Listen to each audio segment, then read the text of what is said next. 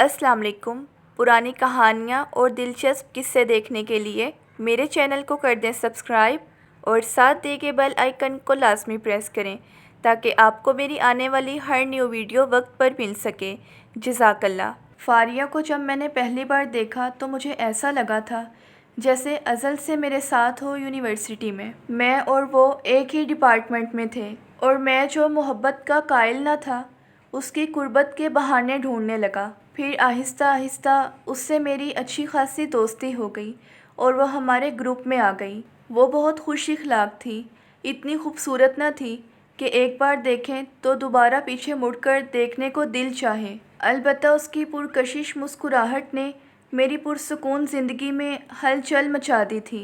1 साल का अरसा बहुत जल्द गुजर गया और हमें पता भी न चला कि हम सिर्फ़ एक दूसरे के दोस्त ही हैं या हमारे दरमियान कोई और ताल्लुक़ भी है। और फिर एक दिन अचानक इस ताल्लुक़ का सेहरा हमारे हाथ आ गया। हुआ यूँ कि एक दिन हमारे ग्रुप के सभी लोग बैठे बातें कर रहे थे। वो मेरे बराबर बैठी मुझसे कुछ कह रही थी और फिर एक पल में मुझे लगा कि वो बातें नहीं कर रही बल्कि वो तो सिर्फ़ मेरी तरफ देख रही है। उसकी ज़ुबान पर तो चुप के ताले लगे हैं, उसकी आंखें तो कोई और ही कहानी कह रही हैं। और फिर मैंने भी महसूस किया जैसे मैं उसकी बातें नहीं सुन रहा बल्कि उसकी आंखों में ख़ुद को देख रहा हूँ।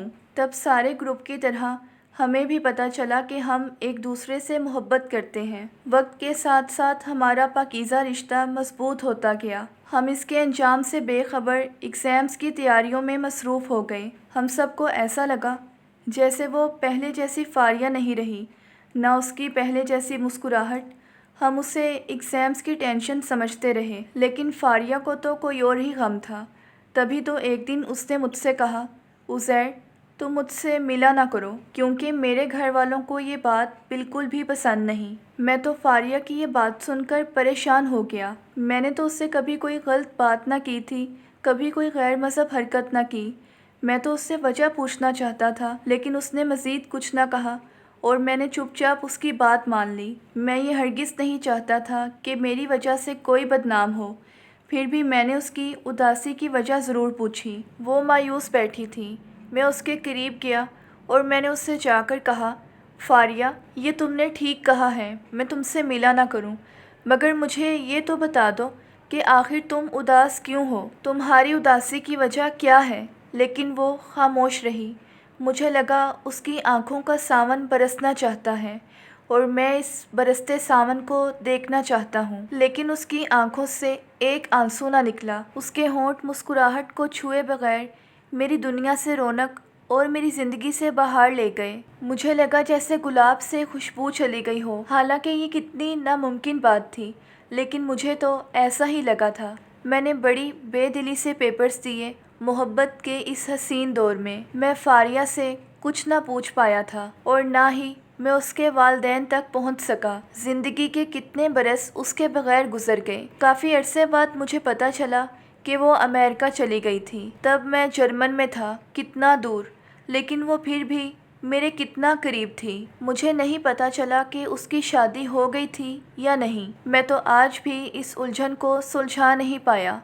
आखिर उसने मुझे मिलने से मना क्यों किया था? वो उदास क्यों थी? उसकी क्या मजबूरी थी जो वह मुझे बता न सकी? हालांकि वो जानती थी कि मैं उससे मोहब्बत करता हूँ। उसने मुझे कुछ भी ना बताया और मैं उसकी यादें दिल में लिए ज़िंदगी का सफ़र तय करने लगा। मुझे यूनिवर्सिटी में ही लेक्चरारशिप मिल गई और वक्त ने मुझे संजीदा कर दिया। हमारे ग्रुप के सभी लोग शादीशुदा की सफ़ में जा खड़े हुए और मैं इश्क मजाजी के रास्ते पर चलता हुआ बहुत आगे निकल गया। मैं ऐसे मोड़ तक पहुंच गया जहां से सब रास्ते इश्क हकीकी की तरफ जाते थे। बरसों हुए मुझे इस मोड़ पर खड़े और मैं आज भी फ़ैसला नहीं कर पाया कि मैं कौन सा रास्ता इख्तियार करूं, क्योंकि जिन रास्तों से आया था उन रास्तों पर अभी धुंध नहीं छाई। अगले रास्तों पर चलने के लिए बेचैन हूँ, मगर कोई हाथ पकड़कर रहनुमाई तो करे। रूह कितनी बेचैन है, जुदाई का रंज कितना बढ़ गया था और मैं किस कदर कश्मकश में हूँ कि आखिर ये किस जुदाई का रंज है, फारिया से जुदाई का या फिर अगले रास्तों से मंजिल की जुदाई। हालांकि मेरे ख्यालों की दुनिया में दोनों ही मेरे पास हैं। اگر آپ کو میری آج کی یہ سٹوری پسند آئی ہو تو ویڈیو کو لائک اور چینل کو سبسکرائب کرنا مت بھولیے گا۔ ملتے ہیں نیکسٹ ویڈیو میں، تب تک کے لیے اللہ حافظ۔